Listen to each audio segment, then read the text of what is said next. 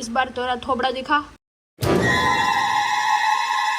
Actually में હું બનાવવાની છું છોલે ભટુરે। જો આપણા ભટુરા બહુ મસ્ત ફૂલી ગયા છે અને આ કાળીના ફેવરિટ ભટુરા છે। ઈ તાર મને નથી શીખવાડવાની।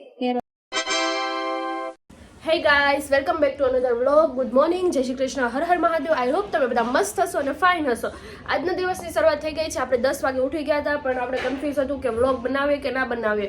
પણ પછી મેં કીધું ચાલ ને, ઘણા દિવસથી મતલબ બે દિવસ થઈ ગયા, બર્થડેના દિવસે મેં વ્લોગ બનાવ્યો હતો અને પછી નહોતો બનાવ્યો, એટલે મેં વિચાર્યું આજે વ્લોગ બનાવી લઉં। અને એકચ્યુઅલીમાં હું બનાવવાની છું છોલે ભટુરે, એટલે તમને લોકોને એમાં છોલે ભટુરીની રેસીપી પણ આપી દઉં અને વ્લોગ બનાવી લઉં। તો ચાલો, અત્યારે તો મમ્મી આપણા પાસે કામ કરાવવાના છે, કેમ કે રવિવાર છે અને રવિવારે મમ્મી આપણા પાસે બારી સાફ કરાવે, પંખા સાફ કરાવે, કેમ કે ઘરમાં સૌથી લાંબો માણસ હું છું, એટલે ઘરમાં બધું કામ મારે જ કરવાનું હોય। કાળીને બસ જોવાનું હોય, મારો વિડીયો લેવાનો હોય, એટલા માટે આપણે ખોટી પંચાયત નહીં કરીએ। ફટાફટ 11 વાગી ગયા છે, એટલે ફટાફટ બધી બારી અને પંખા સાફ કરી નાખીએ અને કચરું પોતું કરી નાખીએ, અને પછી હું છોલે ભટુરે બનાવું અને તમને આપી દઉં મસ્ત જોરદારની છોલે ભટુરીની રેસીપી। ચલો, જો હું ઘરનું કામ કરું છું અને મહેક બેન સ્કિન કેર કરે છે। મહેક, इस बार तोरा थोबड़ा दिखा।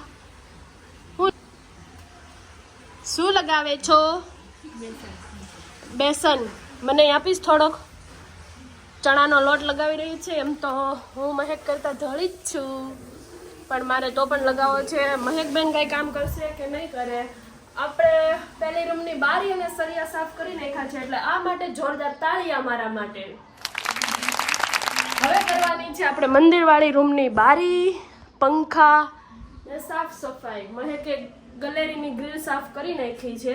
ફટાફટ હવે બધી બારી પંખા સાફ કરી નાખું, ત્યાં સુધી થોડી વાર ફોનમાં ચાર્જિંગ નથી, એટલે ફોન ચાર્જિંગમાં મૂકી દઉં અને પછી ઘરનું બધું કામ થઈ જાય ને પછી હું તમને છોલે ભટુરીની રેસીપી આપું અને વ્લોગ આપણે ત્યાંથી કન્ટિન્યુ કરીએ। ચાલો, તો ફાઇનલી ગાઈસ, હવે આપણે છોલેને બાફવા મૂકી દેવાના છે। તો સૌથી પહેલાં કંઈ નથી કરવાનું, આ પાણીમાં આપણે જે છોલે પલાળ્યા છે એ છોલે આપણે બધા કુકરમાં નાખી દેવાના છે આ રીતે। અને હવે એક છે ને વ્હાઈટ કલરનું કપડું લેવાનું છે, એની આપણે પોટલી બનાવવાની છે। જો આવી રીતે કોઈ પણ વ્હાઈટ કપડું લઈ લેવાનું છે। બસ આ પોટલીમાં કાંઈ નથી કરવાનું, 1 ચમચી આપણે ભૂકી નાખવાની છે, અને પછી આપણે આ તામલપત્ર, આ 2 મરચાં અને આ તજ નાખવાનું છે। મમ્મી, મોટી ઇલાયચી છે?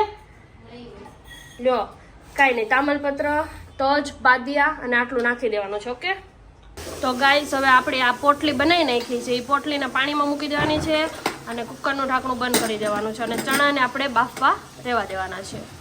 ગાઈસ, આપણે આમાં લોટ ચાળવાનો છે, એટલે થોડોક આમાં લેવાનો છે ઘઉંનો લોટ અને મેંદાનો, કેમ કે આપણે ભટુરે બનાવવાના છે, એટલે 2 લોટ આપણે મિક્સ કરવાના છે।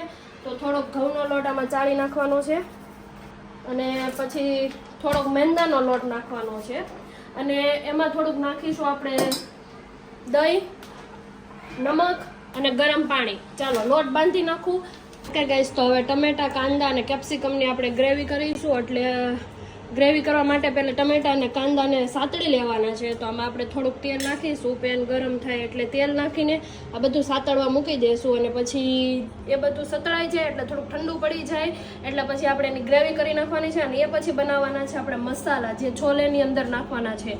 તો સૌથી પહેલાં તો આ ગ્રેવી બનાવી નાખીએ। ચાલો, ઓકે ગાઈસ, તો જો આપણે ટમેટા, કાંદા અને કેપ્સિકમ નાખી દીધું છે આમાં સાતળવા માટે, અને બહુ બાપરે તેલ ઉડે છે, કેમ કે ટમેટા હોય એની અંદર જે પાણી હોય એના લીધે તેલમાં જાય એટલે બહુ પાણી ઉડે, છાંટા ઉડે છે। તો આને એકદમ મસ્ત સાતળવા દેશું, કેમ કે જે ટેસ્ટ છે ને એકચ્યુઅલીમાં એ ટમેટા અને કાંદા અને કેપ્સિકમની જે ગ્રેવી થાય ને એકચ્યુઅલીમાં ટેસ્ટ એનો જ આવે, એટલે ગ્રેવી એકદમ બેસ્ટ બનાવવાની, અને ગ્રેવી જે બની જાય એને એકદમ સાતળવા દેવાની છે, અને પછી જ્યારે તમે ગ્રેવી કરવા મૂકો ને ત્યારે એ ગ્રેવીને પણ તમારે છે ને એકદમ પાકવા દેવાની છે, કેમ કે સાચું પંજાબી છે, છોલે છે, આ બધામાં ટેસ્ટ છે ને ગ્રેવીનો જ છે, અને ગ્રેવીને તમે પરફેક્ટ રીતે સાતળવા દો અને પરફેક્ટ રીતે પાકવા દો ને તો શાકનો જે ટેસ્ટ આવે ને લાજવાબ આવે।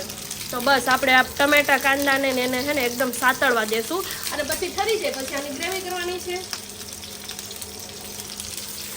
ઓકે ગાઈસ, તો જો આપણે ટમેટા, કાંદા અને કેપ્સિકમ એકદમ ઠંડા પડી ગયા છે, હવે આપણે આમાં ગ્રેવી કરી નાખીએ।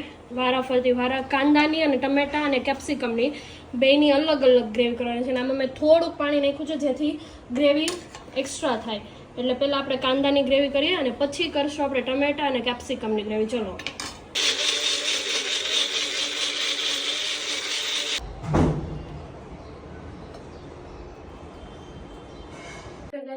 ગ્રેવી બે રેડી થઈ ગઈ છે, કાંદાની ગ્રેવી અને ટમેટાની ગ્રેવી. હવે આમાં આપણે તેલ નાખી દીધું છે અને હવે જીરું નાખશું અને આ બધા જે મસાલા છે એ બધા મસાલા નાખીશું અને ગ્રેવી એક પછી એક નાખશું અને ગ્રેવીને પાકવા દેશું પછી છોલે નાખીશું.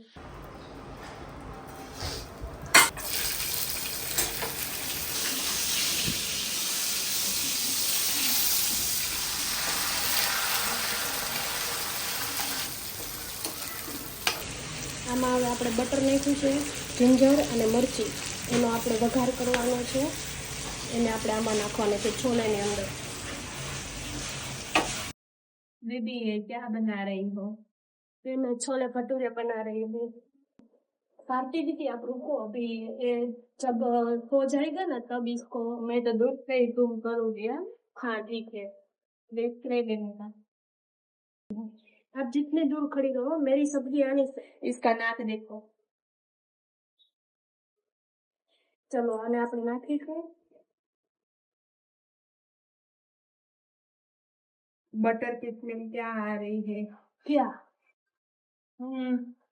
आप पी लो. आप भी लो સ્મેલ. જો આપણા ભટુરા બહુ મસ્ત ફૂલી ગયા છે અને આ કાળીના ફેવરિટ ભટુરા છે. ઈ તાર મને નથી શીખવાડવા. ફાઇનલી દોસ્તો જો અમારા ભટુરે અને છોલે રેડી છે. કાળીબેન ખાવા બેસી ગઈ છે ફટાફટ, કેમ કે એને બહુ ભૂખ લાગી છે. હા હું ખાઈ લઉં ચાલો.